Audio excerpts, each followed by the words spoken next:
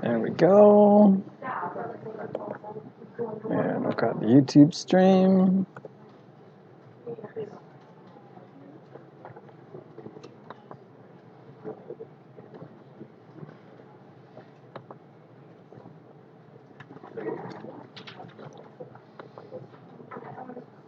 If you're ever curious, the stream for the 4th semester class is also in the same place.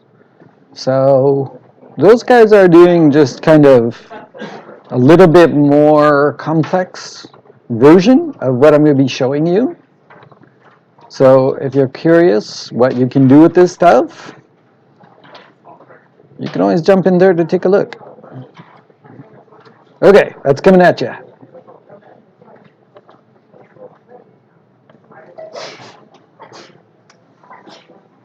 And we got our multiple blesses to whoever. All right. Okay, so let's take a look at what we got here, guys. This is our little store that we've been working away on here. And so let me pick your brain a little bit here. So what we're using is a framework called Angular. When I look into HTML over here, and I see these little curly braces right here, what do we call that, like in Angular terms? Anybody knows?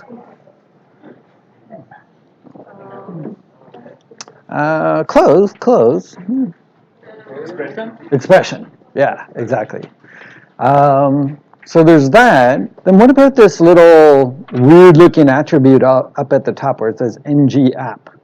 What do we call those guys? Directives, yeah. So on the HTML side, mostly everything you need to know is directives, expressions, and there's one more called a model that we've used a little bit. We'll get into using it a little bit more. But as far as the HTML goes, that's, the bulk of things you're going to do that way. Now over on the JavaScript side, we see this little thing called controller. See right at the top there? It says app.controller. What do we use the controller for? What's the point of that thing? Why not just skip it?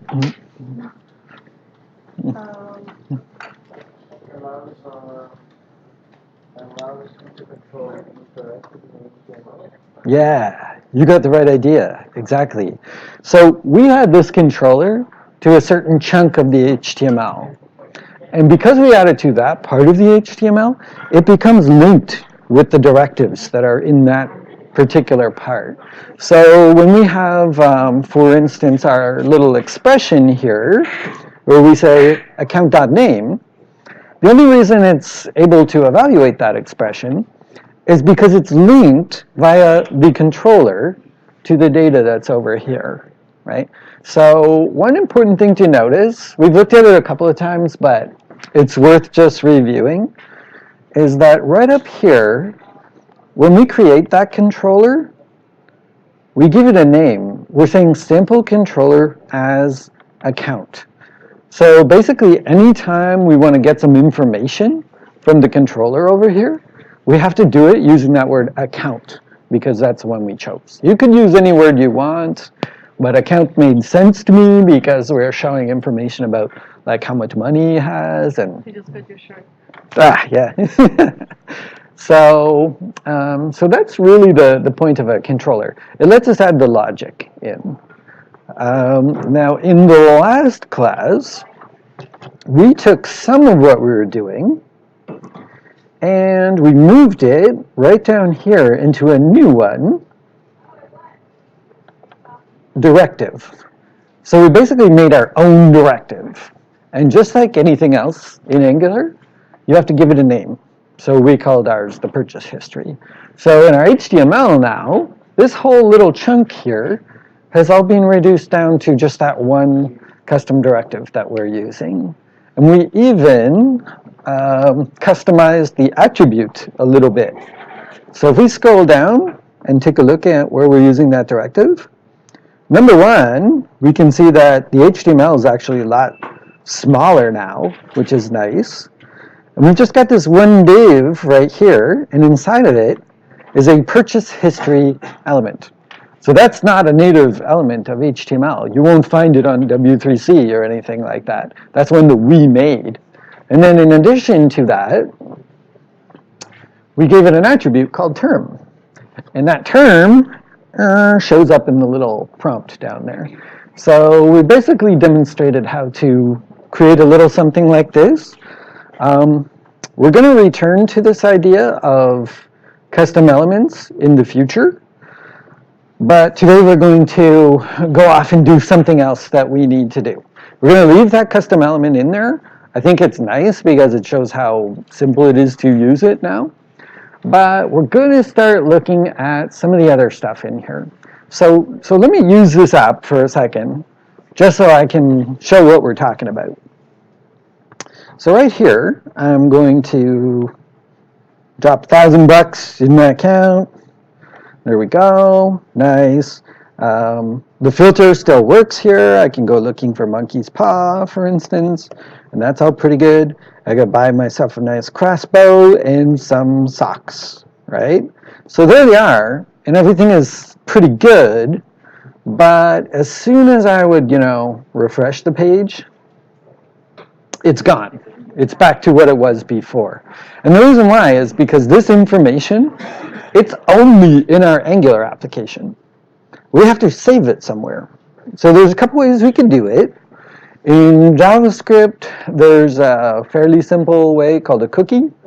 So you all are familiar with cookies, and I don't mean om-nom cookies. I'm talking about like JavaScript cookies. It's what they use to track you for advertising purposes, right?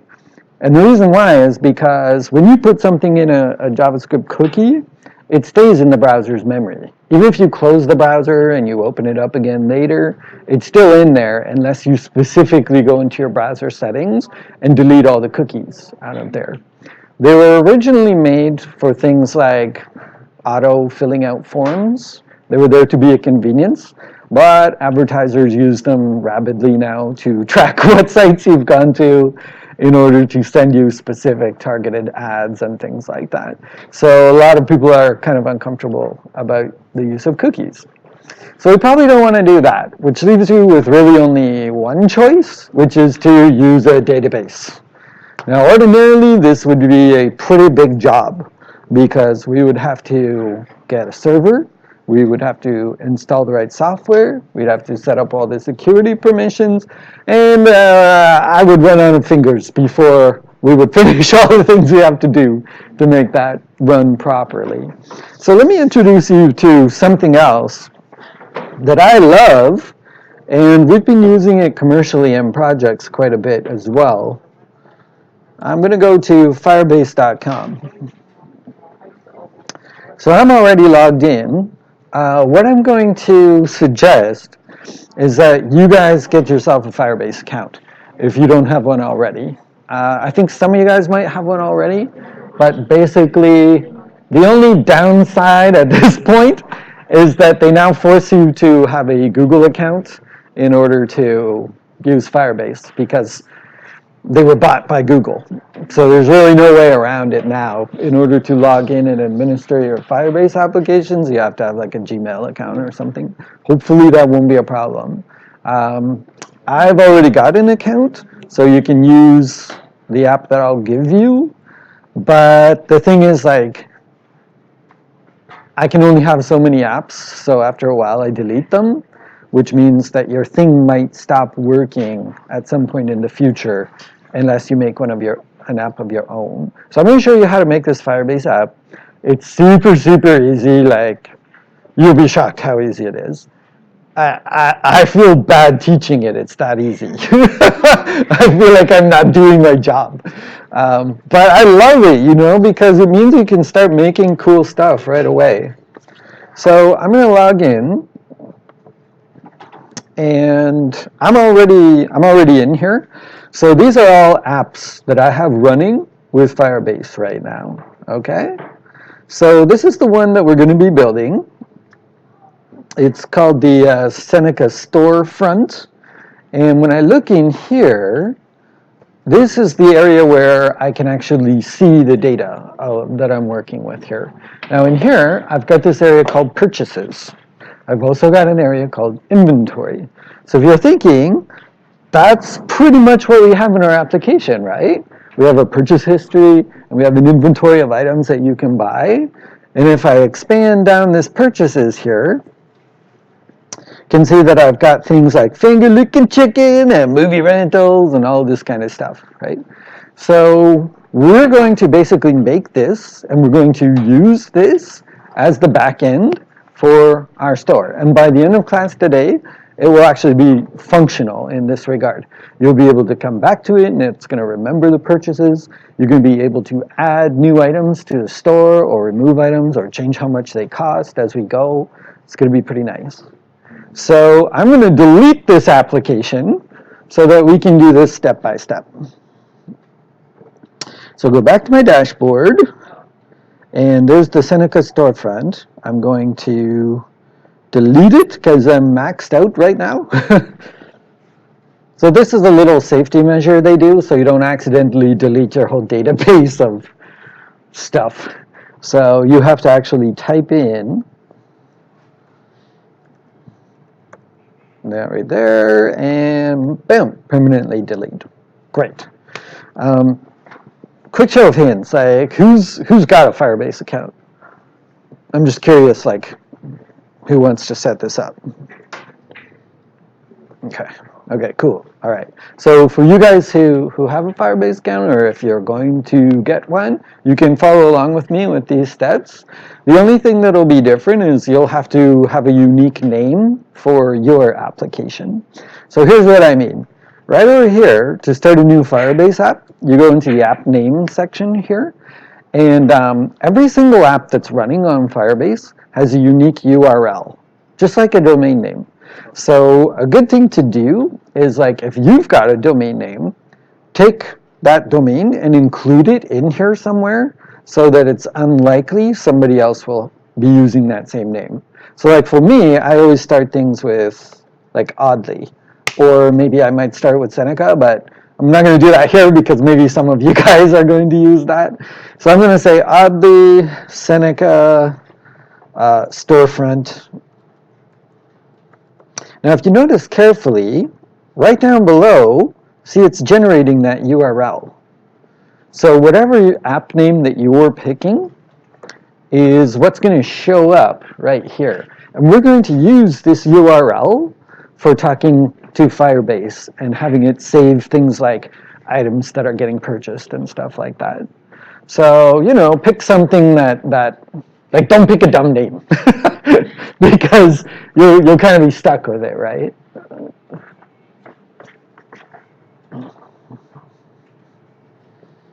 Oh, I went into characters. Okay, so I'm going to just say Oddly Sen storefront. There we go. I'm not fitting it. Okay, so after that, you just click on the Create New App, and Firebase goes to work for you, and boom, right away.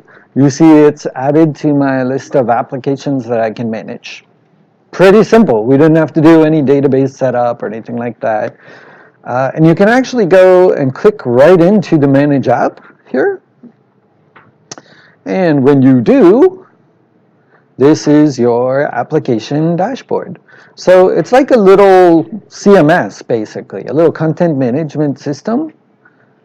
Give it a second. I'm streaming onto YouTube at the same time, so I might be maxing my bandwidth a little bit here. And there we go. Now, if you look up here, you can see that this is using the same URL that, you know, it's based on the name that I gave my app. So that's why I say that part is like the naming is fairly important. You should pick a name that makes sense to you. Now, right now, there's no data in this. And it's even telling me, hey, this is empty. There's nothing in here. So there's two ways that we can add data in here. The first is we can very tediously do it by clicking in here and manually adding in data, but that's lame. We don't want to do that. Now, fortunately, in the last class, when we were working on our application, we used a data format called JSON. Everybody can tell me what JSON stands for? JSON? Oh, it's on the tip of your brain. Unless you want to talk about XML. Yeah, that's somewhere. the only one that No, XML is old news. JSON is JavaScript Object Notation. Yeah. So what does it look like? Well, let's look into our code example here. And you will be delighted with how easy it's going to be to get our data from our application and over into Firebase. So for instance, look right here. Here's Bob's purchases, right? So that's what's showing up in the purchase history when we first load the page. But that's also the reason why it defaults to that whenever we reload the page. So the better thing would be if we could take this little chunk of data and move it over into Firebase. Now, fortunately, it's already in the format that Firebase likes. Firebase works on JSON. It's like I thought ahead. So here's what we can do. Now I'm going to show you one step that we should probably do in between that can be a real lifesaver when you're taking your data into Firebase like this. So I'm going to copy this whole array here. And I'd suggest you do the same, because this is a really nice tool I'm going to show you. If we go to a site called, it's a dumb name, but it's called JSONlint.com right here. Now, I shouldn't say it's a dumb name, because it's, this was created by the inventor of JSON, who is about 95 million times smarter than me. But I am smart enough to use his stuff. So I'm going to paste this in here. And you have this little button down here called Validate. And if I click on that, it'll tell me, oh, there's some kind of problems with this JSON. It's not formatted right. So this is important because Firebase is more picky about the formatting of this than is just JavaScript in the browser. So we want to make sure we get this right before we try and import it. Question. How do you know it's the format of this problem? What word? If I see right here it says parse error, it means that for some reason it couldn't get all the way through this thing. So somewhere it hit a formatting error. Otherwise, it would get all the way through and it wouldn't complain. So if I'm looking at this, well, there's a few things that can mess me up here. First off, these should be double quotes, right? So my single quotes, I'm going to go and change them into double quotes real quick. And you can try validating this as many times as you like. Like you can hit the validate button. It won't delete what you have above. And every time it will tell you if it's okay. Now the other thing I'm doing while I'm looking at this is I'm making sure that they all have the same labels. So for instance, I'm saying amount right here, AMT. So I'm just going to visually make sure that every single one of these says AMT and not something else. It's worth being a little picky on this part of it because it'll save us a lot of trouble down the road. Imagine when we have like hundreds of purchases. We don't want to have to do this stuff then. So it's better that we get it right now. So then I also have to make sure that my values over here have the right quotes. Oh man, what are you eating, Ozzy? Is it chicken? Are you eating chicken? How do you always spot me out? No, it's just funny because like we're all about buying chicken on this application. And I'm like, okay, we put the subtle hint onto Ozzy. She can't stop thinking of chicken now. I could go for chicken myself. Yeah, I could be like 5 million Okay, so we're partially there. If I hit the validate, great. It's validated, right? So it's all green. So it just didn't like those single quotes that I was using. It wants them to be double quotes. But we're not done yet, because the way that we get access to the data from Firebase is through the URL. And so if we want this to be the information about the purchases, the way we would get it is just like if we were loading a page of those purchases in the browser, we would put a slash purchases on the end, right? So in order to hook up that slash purchases, because you saw we're also going to have some things like inventory and maybe how much money Bob has and things like that inside of here. So in order to tell Firebase that this is about his purchases, we have to do one more step with this. I'll show you what it looks like. So it's actually the same every time you do this with JSON.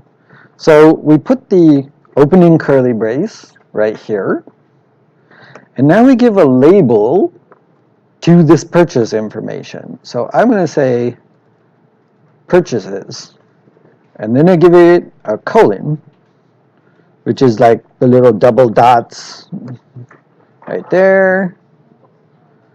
And then you have to go all the way down to the bottom and put your closing curly brace, okay? So what have we done here? We've basically given a new label called purchases to this whole array here. So all of these guys now, they all come in under this one name purchases. So if we ask for purchases, it's going to give us back this chunk right here. Okay. Later on, when we get a little bit further, we'll put another one called inventory, and that'll be the items for our store. So now it will give the slash purchases? Yeah, exactly. So that's looking pretty good to me. It's all valid and stuff. So now it's a matter of getting it into Firebase. So the way it works is JSON can actually be saved in a text document. So I can actually copy this, put it in a plain old text document, save it on my desktop, and then have an option inside Firebase to load it in. And it'll go through that document, get out the data, and put it into our database for us. How easy is that, right? It's pretty good. So let's do it. So I'm going to copy all this stuff here. Now I'll show you a text editor that I really like. It's pretty popular. Sublime, yeah. Sublime is pretty nice. Now you can use anything, but I like Sublime because it's very, very simple, and it doesn't try and do too much for me. Oh, don't look at that stuff. You're not ready for that yet. Let me make a new one.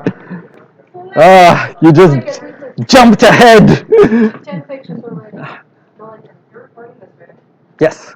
Where do you put it up after you record it? There's a link in the Basecamp post I just sent out, and it'll be right there. Yeah. So I'll like keep it up there Yeah. later tonight. Check it out. Tell me if it's okay. Like, hit like. Don't forget to subscribe. I need to pick up some ad revenue here. Sorry, you also did some workshops earlier this week. Are those ones also available to see after? Yep. Everything I'm doing is all up on CodePen, and now it's on YouTube as well. So jump in there. Because actually this stuff we're doing today, they're doing the same stuff, just further along. So if you take a look at it, you'll see where this is all going. It's pretty nice. Like they're using the nice Angular material library and things like that. And it looks more slick, but they're just a little bit further along than where you are right now. Yeah. Okay, so there's my information. So the only thing I would say is if you're using something like Notepad or TextEdit or one of those, or like Dreamweaver or whatever, when you go to save it, there's two things. You have to make sure that it has a .json extension when you save it. And the other thing you want to be careful about, if you're using, like, for instance, I wouldn't use WordPad because WordPad likes to invisibly in the background, sticking a bunch of other extra characters and rich text formatting, and you don't want that. You want a very simple, plain text file. What if you use brackets? Adobe brackets? Yeah, that would work great. So which one is? Are you trying to like something? Okay. What's the difference between this and that? Very little difference. Very little difference. They're almost exact same. Yep. Brackets would be great. So when you save it, just make sure you save it with .json, because that's what Firebase will be looking for. So here's what I mean. I'm going to save this.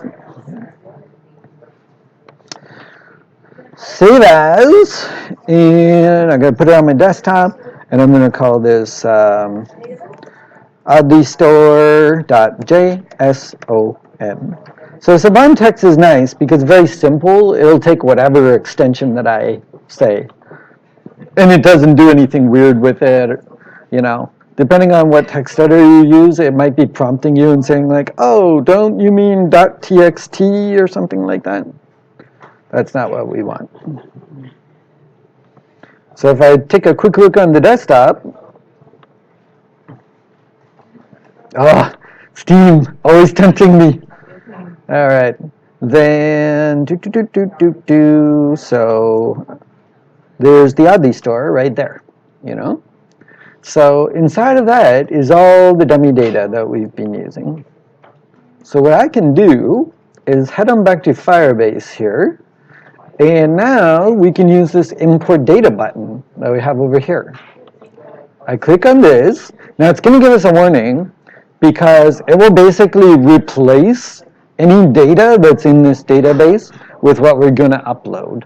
So that's not a problem right now, but you want to be careful about that later on. Like if you actually turn this into a working store and maybe you have all of your customers in there or something, you don't want to go accidentally overwriting your whole database. And this will do it, and it will only warn us this one time.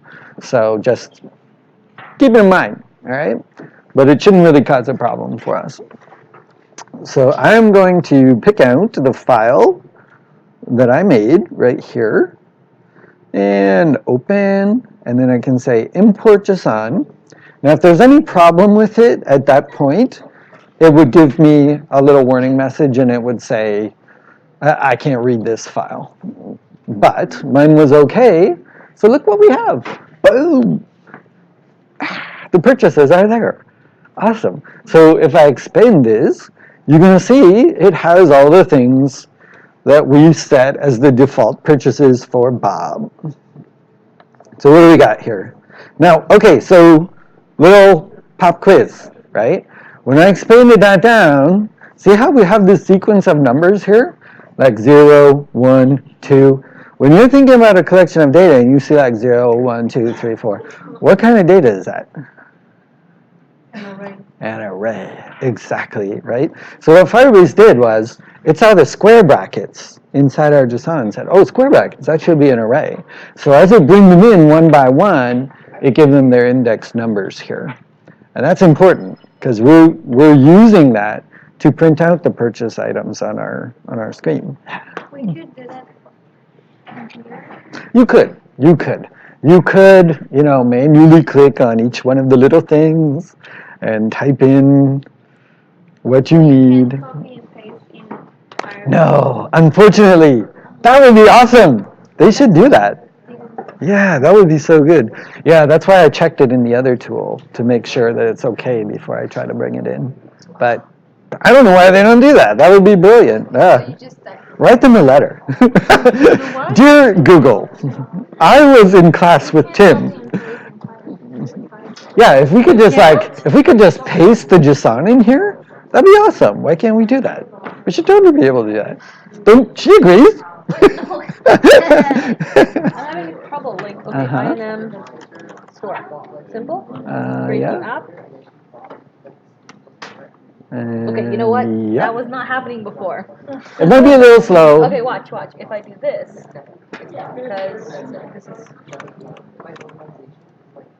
bam. Is that supposed to happen? I'm guessing it's just a little slow for the moment. No, this is the screen. It doesn't show up to that. Yep. Give it time. No, it did, man. Yeah. Just go. I just go into my account. No, I made a new store, but that's okay. But I'm No, just no. saying this is gonna bother me now. It's taking up valuable space. I only have a little number. Well, you can always delete it. It can't. Email them. Yeah. Email them. Give it.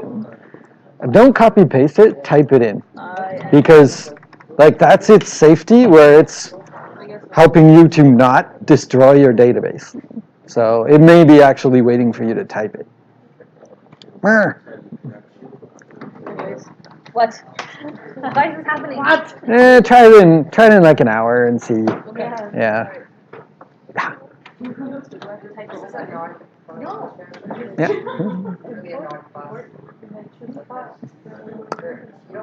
So does it matter where you save What's the that? file? Is that part or not?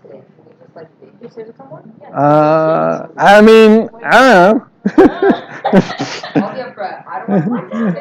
I don't have like drones to watch you in the sky, you know.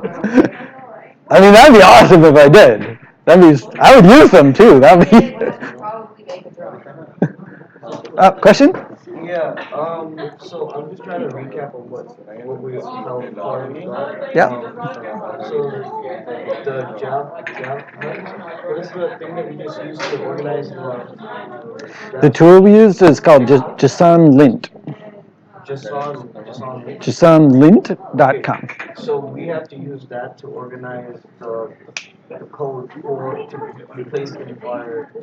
Yes. JSON Lint is what we call a validator. So it will look at your code and make sure it's okay. If there's even one little thing wrong with it, it will point it out for you. So it's best to use that when we're early on like this. Like we've only got 3 items here. This is the time to do it. But why didn't it do that in the JavaScript HTML? Yeah, that's a good question. The reason why is because JavaScript in the browser is very forgiving. It looks at what you're doing and it does its best guess, right? So lots of things that are not like 100% perfect, it'll just overlook them and it'll still work. But when you go to put that stuff in a database, databases are very unforgiving. So anything at all that's not right will cause a problem. So we check it before we try and put it in the database. It's best to start using being more organized from the get-go rather than. Yeah, exactly, right? If we already had like 1,000 items in our dummy data, fixing all that would be a real pain in the butt. So we do it properly with like 2 or 3, then we'll be okay in the future. And referring back to